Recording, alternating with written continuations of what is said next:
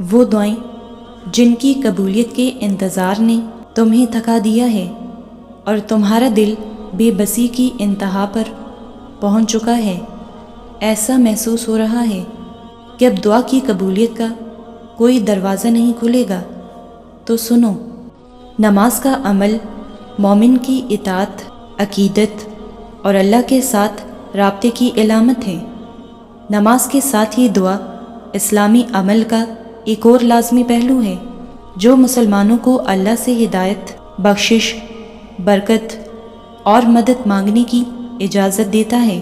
قرآن مومنوں کو دعا کرنے کی ترغیب دیتا ہے اور وعدہ کرتا ہے کہ اللہ جواب دے گا۔ سورۃ بقرہ کے دوسرے باب کی آیت نمبر 186 میں ارشاد ہے، اللہ تعالیٰ ارشاد فرماتا ہے، اور جب میرے بندے آپ سے میرے بارے میں سوال کریں تو یقیناً میں قریب ہوں، میں دعا کرنے والے کی دعا قبول کرتا ہوں جب وہ مجھے پکارتا ہے۔ دعا کو دہرانے کا تصور، جسے بعض اوقات ناممکن دعا کے طور پر دیکھا جاتا ہے، بظاہر ناقابل حصول یا مشکل چیز کے لیے مسلسل دعا کرنے کا نام ہے۔ اسلام دعاؤں میں استقامت اور اللہ کی حکمت اور وقت پر بھروسہ کرنے کی ترغیب دیتا ہے۔ حضرت محمد صلی اللہ علیہ وآلہ وسلم نے سکھایا کہ مومنوں کو اپنی دعاؤں پر قائم رہنا چاہیے اور یقین رکھنا چاہیے کہ اللہ بہترین طریقے سے جواب دے گا۔ قرآن میں ایسے افراد کی مثالیں موجود ہیں جنہوں نے اپنی دعاؤں میں صبر کیا اور آخر کار ان کی دعائیں قبول کی گئیں۔ مثال کے طور پر سورہ مریم میں حضرت زکریا علیہ السلام کی کہانی پڑھیے، اور بیوی کے بانجھ ہو جانے کے باوجود ایک بچے کے لیے ان کی مسلسل دعاؤں پر روشنی ڈالتی ہے۔ اللہ تعالیٰ نے ان کی دعائیں قبول کیں اور انہیں ایک فرزند حضرت یحییٰ علیہ السلام سے نوازا۔ حدیث میں مسلسل دعا کی اہمیت اور اللہ کی تدبیر پر بھروسہ کرنے کی کئی ساری روایات موجود ہیں۔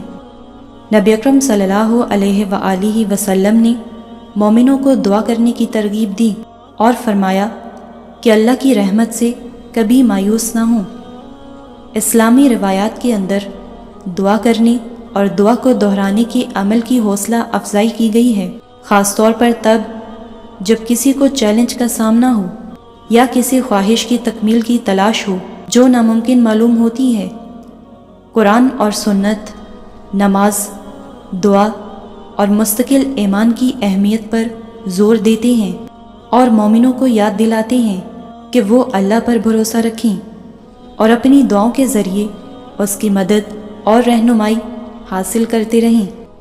ہم جب خدا سے کسی شے کے حصول کے لیے دعائیں مانگنا شروع کرتے ہیں تو 1 دن، 2 دن، 3 دن، 1 ہفتہ، 2 ہفتے یا مہینہ گزر جاتا ہے اور ہماری دعا قبول نہیں ہوتی، تو ہم تھک کر خدا کی طرف سے بھی مایوس ہو جاتی ہیں اور اپنی دعا کو ناممکن کی کیٹیگری میں ڈال دیتے ہیں۔ ہم گمان کر لیتے ہیں کہ ہم جو مانگ رہے ہیں ناممکن ہے، اور اسی لیے ہم اپنی دعا کو رب کے حضور بار بار دہرانا چھوڑ دیتے ہیں۔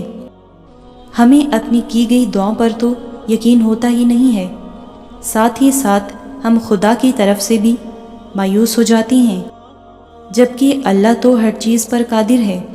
وہ ناممکن کو ممکن بنانے کی قدرت رکھتا ہے، بس چاہیے ہوتا ہے مکمل یقین اور مستقل مزاجی سے ناممکن نظر آنے والی دعاؤں کو بار بار دہرانا۔ قرآن مجید میں وہ رب کہتا ہے کہ تم مجھ سے دعا کیا کرو، میں تمہاری دعا ضرور قبول کروں گا۔ کبھی کبھار ایسا ہوتا ہے کہ ہم کچھ ایسا اپنے لیے چاہتے ہیں جو ہمیں بہتر لگتا ہے اور ہم پوری شدت سے اور یقین سے دعا مانگنے میں لگ جاتے ہیں، لیکن اتنے شدت کے بعد بھی ہماری دعا کی قبولیت کو ناممکن کا درجہ ملتا ہے تو ہم بدگمان ہونے لگتے ہیں، جبکہ ہم جانتے ہیں کہ وہ رب ہم سے 70 ماؤں سے بھی زیادہ پیار کرتا ہے۔ ہو سکتا ہے جو ہمیں خود کے لیے بہتر لگ رہا ہو وہ بہتر نہ ہو۔ ہر کام اور دعا کی قبولیت میں رب کی مصلحت چھپی ہوتی ہے۔ کبھی اللہ تعالیٰ ہماری برداشت اور یقین کو آزمانے کے لیے ہماری دعاؤں کی قبولیت میں دیر کر دیتا ہے اور ہم مانگ مانگ کر تھک جاتے ہیں، ہمارا صبر ختم ہو جاتا ہے اور ہم سمجھتے ہیں کہ جو ہم مانگ رہے ہیں وہ ناممکن ہے، اور ناممکن کو بار بار مانگنے کا کوئی فائدہ نہیں ہوتا۔ ہم جسے ناممکن سمجھتے ہیں کبھی کبھی وہ رب کی طرف سے آزمائش ہوتی ہے۔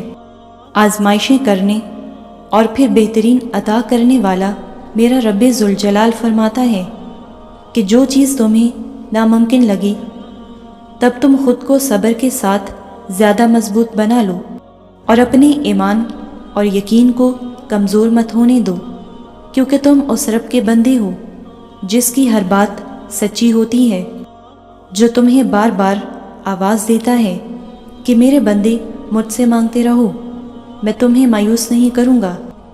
اللہ ہماری وہ دعائیں بھی سن لیتا ہے جو ہماری زبان تک نہیں آتی، وہ ہمارے ساتھ ہونے کا یقین دلاتا ہے، لیکن ہم انسان بہت جلد باز ہیں، ہم صبر نہیں کرتے، ہم سے انتظار نہیں ہوتا، ہم جس چیز کی طلب کرتے ہیں پھر چاہتے ہیں کہ یہ چیز فوراً مل جائے، اور تھوڑی سی دعائیں مانگنے کے بعد ہی تھک جاتے ہیں، پھر وہ مانگی ہوئی دعائیں بھی ادھوری چھوڑ دیتے ہیں۔